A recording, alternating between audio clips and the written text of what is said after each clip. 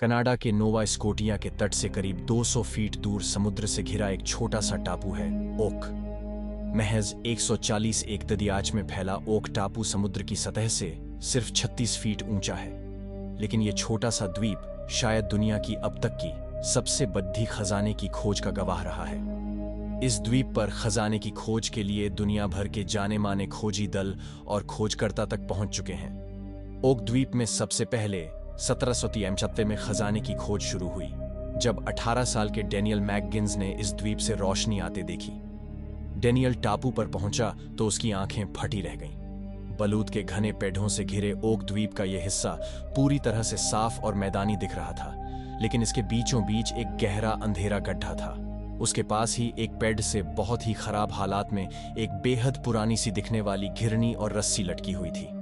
इसके बाद डेनियल मैगिन्स अपने 2 दोस्तों के साथ उसी जगह लौट कर आया। तीनों दोस्तों ने रहस्यमय गड्ढे की खुदाई शुरू कर दी। कुछ फीट गहरी खुदाई करने के बाद उन्हें पत्थर की दीवार मिलने लगी, जिस पर पहले हुई खुदाई के भी निशान थे। तीनों दोस्तों को तब और हैरानी हुई जब हर 10 फीट यानी 3 मीटर की खुदाई के बाद उन्हें बलूत के लट्ठे की एक परत मिलने लगी। 30 फीट की गहराई तक खोजने के बाद तीनों दोस्त थक गए और उन्होंने अपनी खुदाई को अधूरा छोड़ दिया। 3 दोस्तों द्वारा फावदेह कुदाल से शुरू हुई खुदाई के बाद ओक आइलैंड में ज्यादा आधुनिक खुदाइयां होने लगीं। Drill, hydraulic pump, ground penetrating radar, under water scan समेत तमाम तरीके अपनाए गए। इन तरीकों के अलग अलग नतीजों ने ओक आइलैंड की उस किंवदंती पर लोगों का यकीन बढ़ा दिया, जिसके मुताबिक ओक द्वीप में एक शापित खजाना है। दरअसल डेनियल की खुदाई का किस्सा उस वक्त के अखबारों में भी छपा।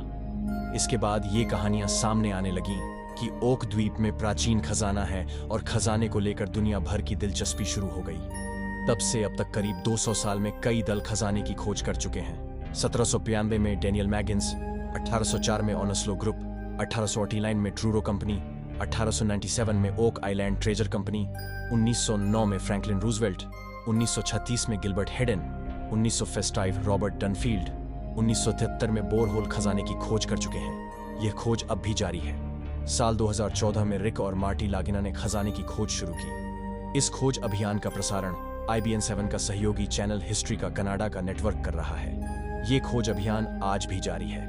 ओके द्वीप से जुड़ी कुछ ऐसी चीजें भी मिल चुकी हैं जो खजाने के सचमुच होने का यकीन भी दिलाती हैं। स्पेन में इस्तेमाल होने वाला प्राचीन सोने का सिक्का पत्थरों पर ऐतिहासिक चित्र और रोमन साम्राज्य के जमाने में इस्तेमाल होने वाली तलवार, ये सभी चीजें जमीन पर मौजूद उस अंधेरे गड्ढे से मिले हैं जिसके भीतर है मौत का तिलिस्म।